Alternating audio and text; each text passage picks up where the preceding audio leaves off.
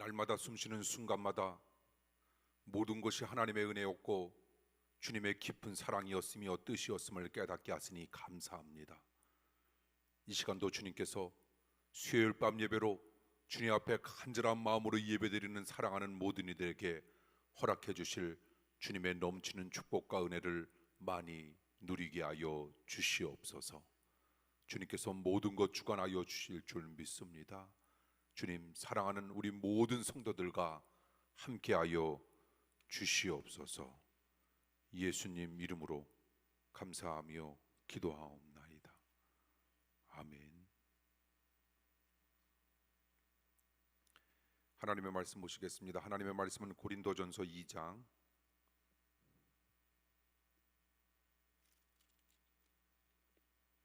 고린도전서 2장 6절에서 11절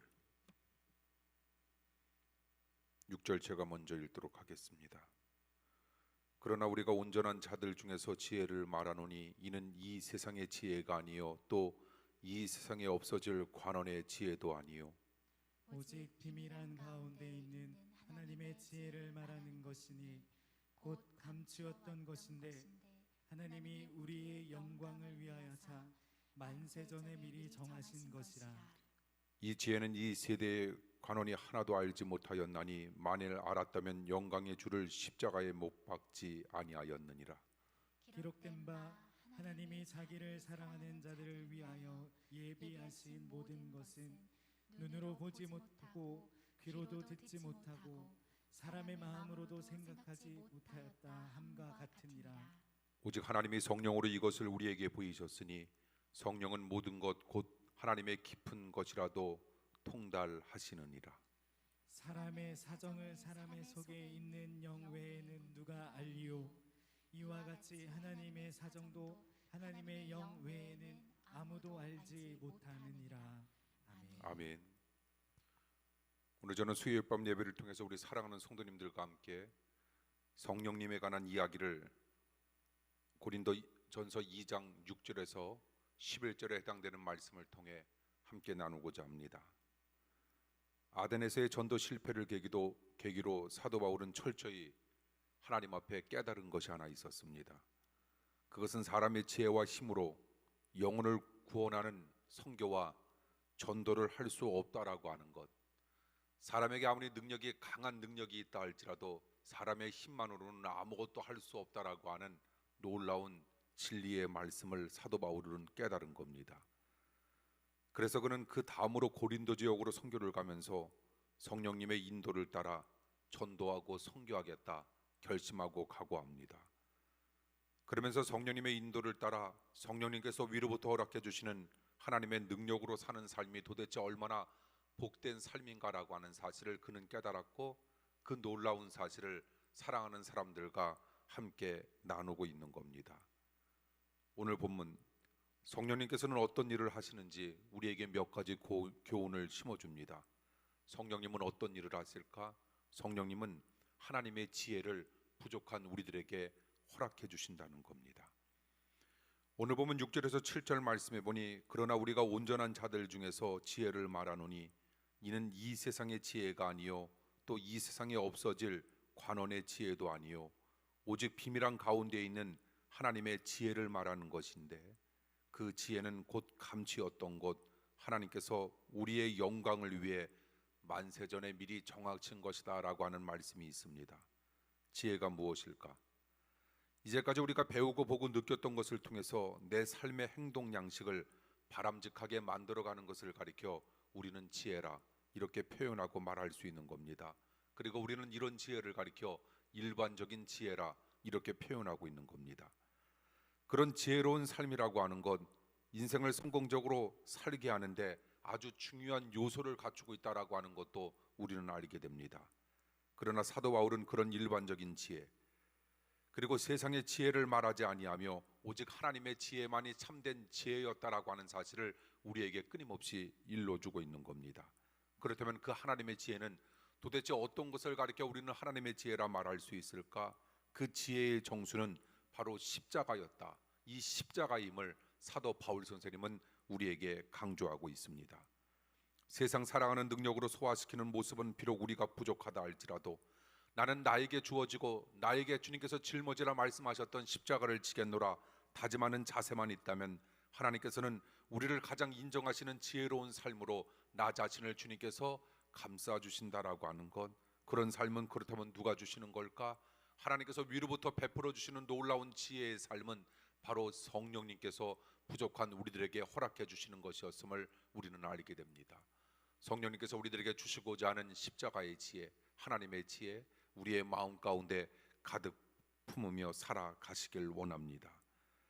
우리는 구원받은 자들로서 아무렇게나 살지 말고 성령님께서 주시는 십자가의 지혜로 우리는 험난한 인생을 믿음으로 은혜로 우리는 살아가야 할 겁니다.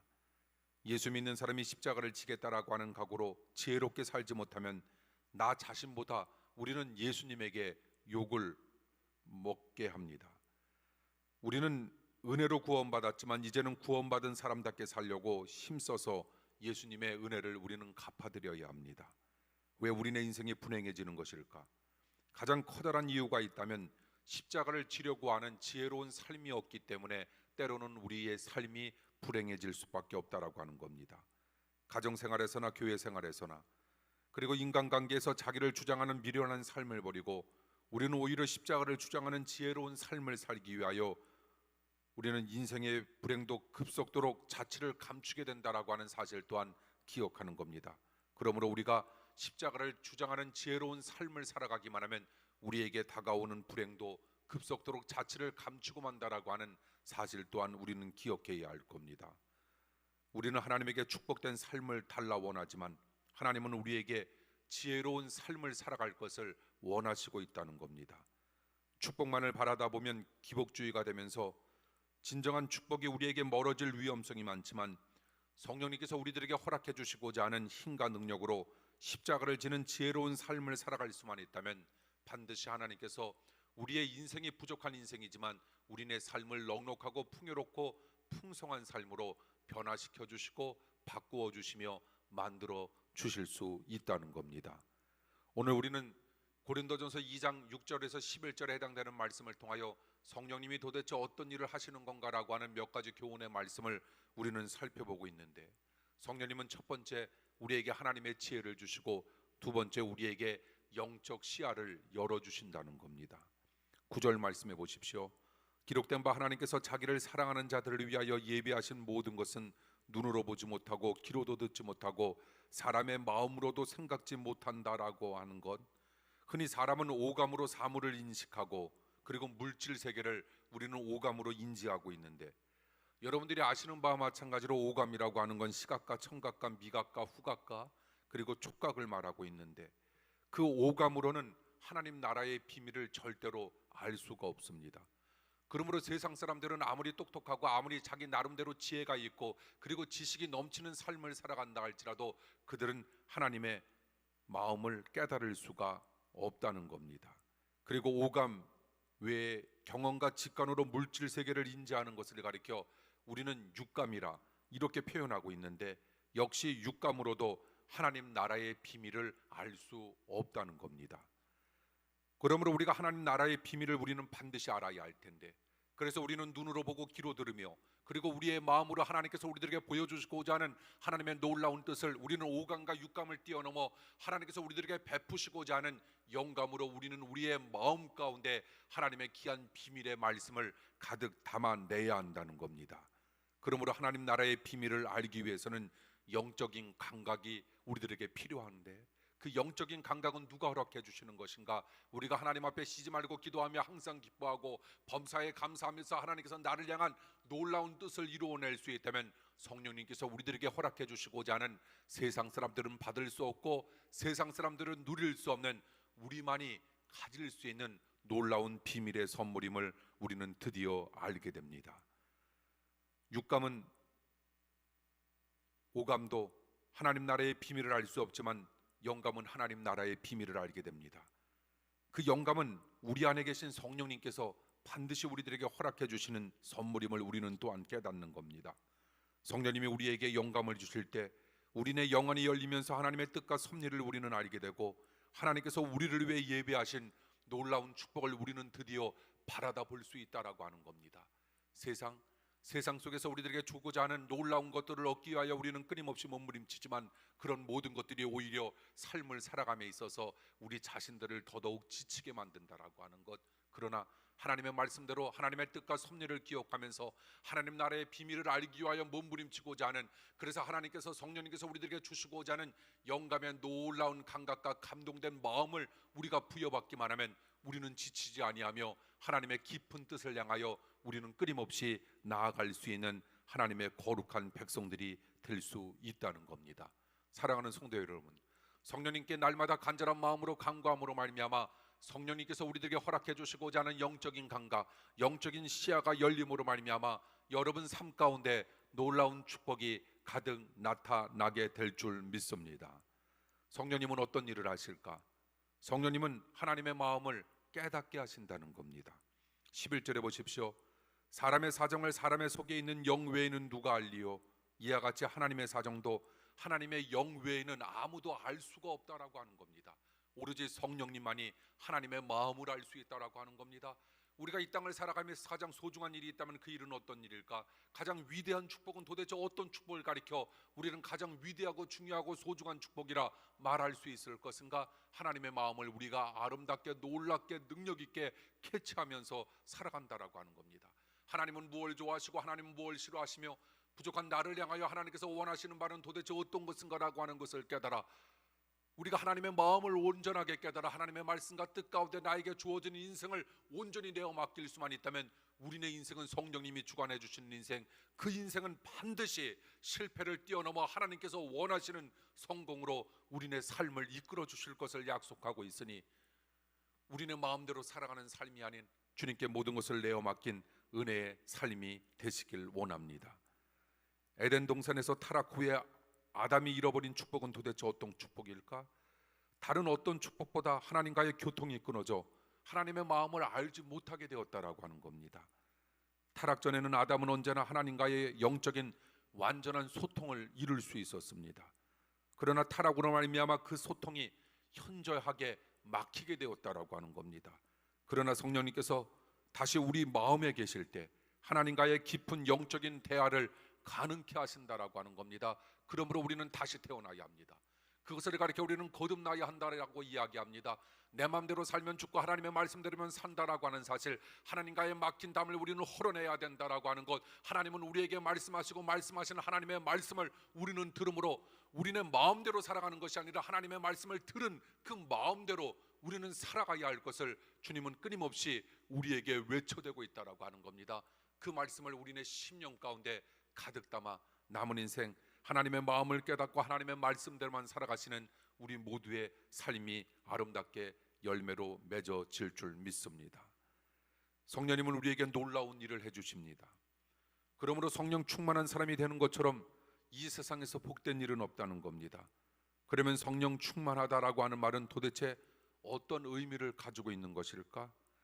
가끔 성령 충만한 영감 있는 사람을 우리는 초자연적인 종교 현상을 보여주는 사람으로 오해할 때가 가끔 있는데, 그것은 자칫 기독교의 무속 신앙안을 조정할 때가 있습니다. 무속 신앙을 보십시오. 이상한 표정을 하고 이상한 종교 의식을 하며 고목나무 귀신, 장군 귀신, 동자 귀신, 조상 귀신 등과 대화를 한다고 이상한 말을 합니다.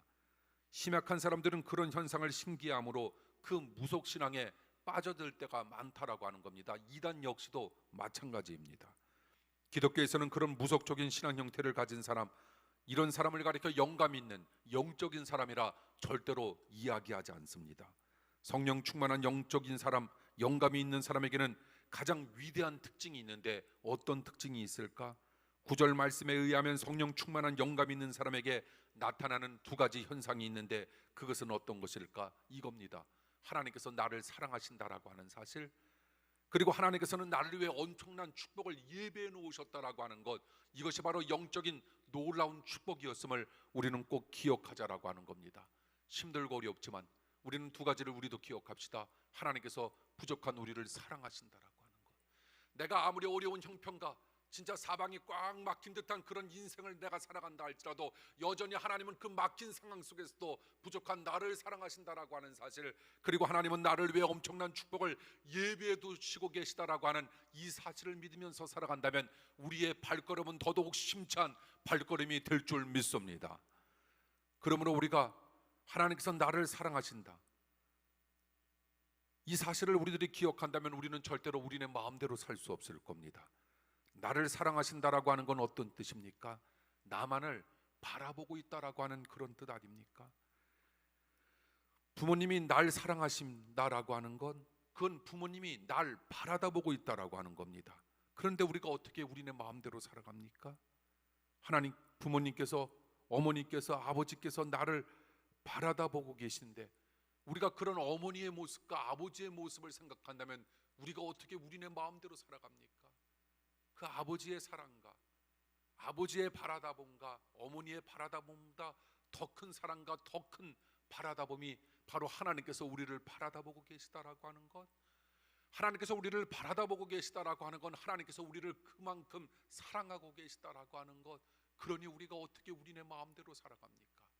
하고 싶다라고 해서 우리의 말과 생각과 행동을 우리네 마음대로 하는 것이 아니라 하나님의 뜻 가운데 말도 생각도 행동도 온전히 내어 맡기는 삶을 살아가는 겁니다. 하나님께서 이런 믿음으로 살고자 하는 은혜의 사람들에게 넘치도록 축복해 주실 것을 분명 믿습니다.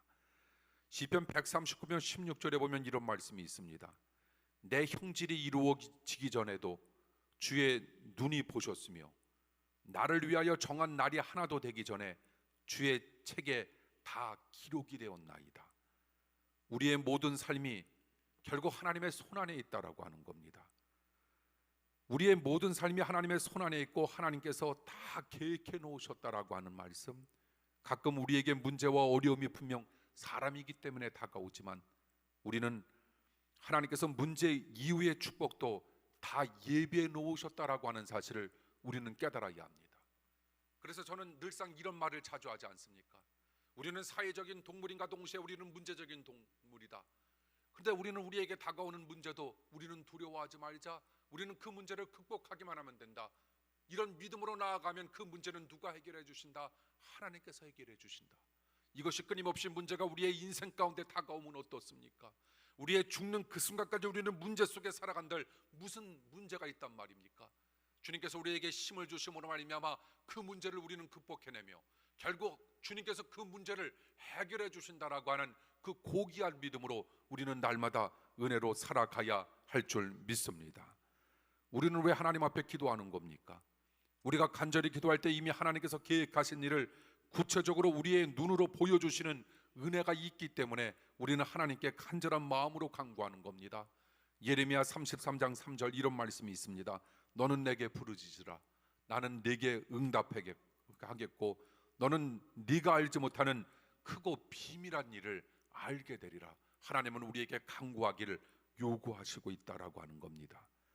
우리는 하나님의 이처럼 크고 비밀한 놀라운 일을 알지 못합니다.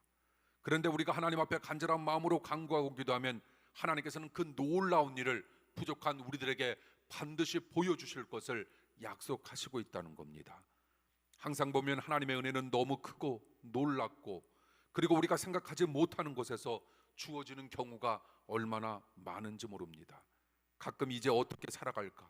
이런 암담한 상황 속에서 엘리야의 경우처럼 하나님께서 난데없이 까마귀를 보내 먹여주시고 문제를 해결해 주시는 은혜가 있듯 앞으로 나에게 주어지는 인생 나 어떻게 살아갈까 이런 생각이 들 때마다 그런 생각은 여러분 솔직히 말해서 사치에 불과하다라고 하는 것, 우리에게는 하나님께서 살아계시다라고 하는 그 사실 하나만으로도 충분한 은혜로 우리의 인생 가운데 다가섰다라고 하는 것, 하나님께서 살아계시지 아니하다면 문제가 정말 문제로 이어질 수 있지만 하나님께서 살아계시기 때문에 어떤 문제도 우리에게는 문제가 될 수 없다라고 하는 그 확신과 믿음으로 날마다 살아가시길 원합니다.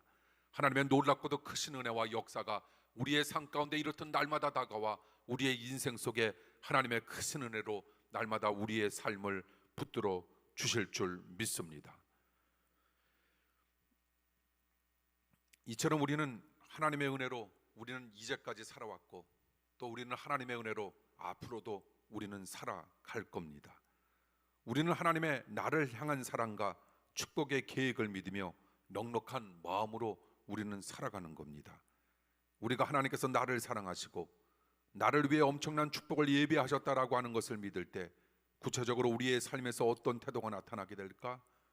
그것은 바로 하나님께서 이제까지 나를 도와주셨다라고 하는 에베네셀의 감사 태도가 나타날 것이고, 앞으로도 주님께서 나와 함께 하실 것이다라고 하는 임마누엘의 감사 태도와 모습이 우리의 삶 가운데 날마다 다가서게 될 겁니다.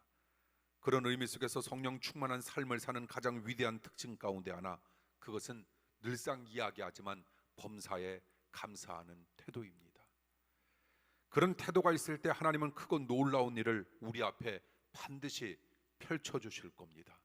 공중에 나는 새를 보라고, 들에 피는 꽃을 바라다 보라고, 하나님께서 먹이시고 그들도 입히시거든 하물며 너희일까 보냐 말씀해 주셨던 주님의 음성이 어려움을 겪고 있는 우리 사랑하는 성도님들의 마음 가운데 반드시 임할 줄 믿습니다. 항상 범사에 감사하는 신앙으로 나타나는 성령 충만한 영적인 삶을 통해 하나님의 놀라우신 복을 사랑하는 성도 여러분 끊임없이 누리시길 원합니다. 하나님의 말씀을 통해 큰 위로받길 원하며 받은 은혜 하나님 앞에 간절한 마음으로 토해내길 원하고, 또한 예배마다 주님께서 주시고자 하는 주님의 임재 끊임없이 우리의 심령 가운데 가득 채워 우리는 우리네 힘으로 살아가는 삶이 아닌 주님께서 허락해 주신 은혜로 살아왔고 살아가야 하며 살아갈 수 있는 사람들이었음을 날마다 깨닫길 원합니다. 주님께서 여러분들과 동행하시길 원하시고 여러분 삶 속에 넘치도록 축복해 주시기를 원하시는 주님의 깊은 뜻 마음에 새겨 날마다 승리하는 삶을 살아가시길 간절히 축원합니다. 기도하겠습니다. 어렵고 힘든 상황 속에서 하나님께서 나를 사랑하신다라고 하는 사실, 하나님께서는 나를 위해 엄청난 축복을 예비하셨다라고 하는 것을 믿게 하시며, 우리는 하나님 앞에 그 믿음 가지고 날마다 간절한 마음으로 간구하고 기도할 때 놀라운 축복이 임하게 하여 주시옵소서. 하나님, 문제를 문제로 여기지 아니할 겁니다. 주님께서 살아계시니 우리는 반드시 문제를 극복할 수 있고 주님께서 반드시 문제를 해결해 주신다라고 하는 확신과 은혜로 살게 하여 주시옵소서. 우리 사랑하는 성도님들의 삶 가운데 주님께서 물건 허락하여 주실 줄 믿습니다. 특별히 쌍용 자동차 문제, 주님의 사랑 가운데 합력하여 선을 이루시는 주님의 놀라운 은혜가 그곳에 개입되길 원합니다. 주님 역사하여 주시옵소서. 우리는 알지 못하고 우리는 보지 못하는 놀라운 축복으로 그들의 삶을 주님께서 끊임없이 이끌어 주실 줄 믿습니다. 함께하여 주시옵소서. 예수님 이름으로 감사하며 기도하옵나이다. 아멘. 교회 소식 말씀드립니다. 우리 주변에 계신 분들과 함께 인사 나눠주시죠. 감사합니다. 오늘 예배에 참여해 주신 사랑하는 성도 여러분, 또 비대면 예배로 주님 앞에 영광 돌린 사랑하는 성도 여러분 감사합니다. 최윤순 지사님 오래간만에 진짜 예배 시간에 아이들 다 잘 있어요? 네, 감사합니다. 이제 또 여름도 다가오고 또 수요 예배와 우리가 영상과 비대면 예배와 대면 예배를 우리 겸행하기 때문에 다시 시간을 조금 조정해야 될 것 같아요. 그래서 수요일 밤 예배가 다시 7시 30분으로, 그리고 주일 낮 예배가 다시 11시로, 그리고 밤 예배가 7시 30분으로 원상태로 돌아가야 될 것 같습니다. 조금씩 그 30분이 앞당겨졌다라고 하는 게 그 교회에 오시는 분들한테 조금 이렇게 어려움과 지장을 줄 수 있기 때문에, 이게 그래서 이번 교육자 우리가 토요일 날 회의를 하면서 그냥 돌아오는 주일은 똑같이 일단은 드리고요. 이걸 7월 달부터 할지 아니면 다다음 주부터 할지 다음 주 주일 낮에 강구를 하도록 하겠습니다. 또 이걸 잘못 들으셔가지고 다음 주 낮에 11시에 오시면은 예배 다 끝났습니다. 예, 혹시 잘 알아주시길 바랍니다. 다음 주일 낮까지는 어떻게 됐든지 간에 그날 얘기를 최종적으로 발표를 할 거고요.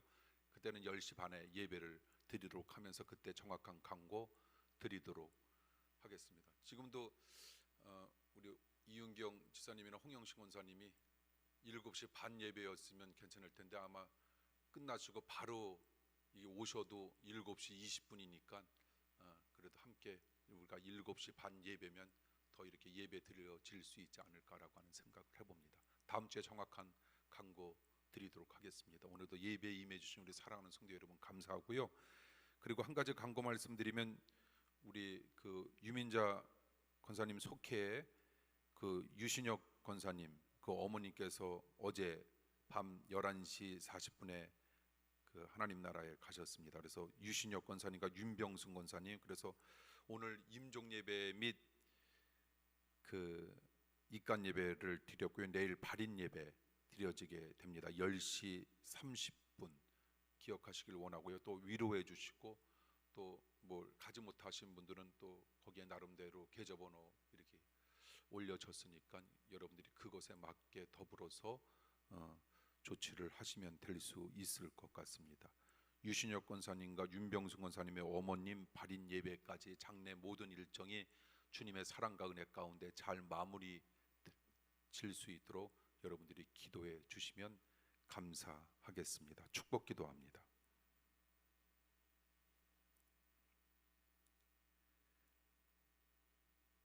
하나님 사랑과 예수님 은혜와 성령님 감동하심이 예배에 임한 사랑하는 모든 성도들과 영원히 함께하여 주옵시길 간절히 축원하옵나이다.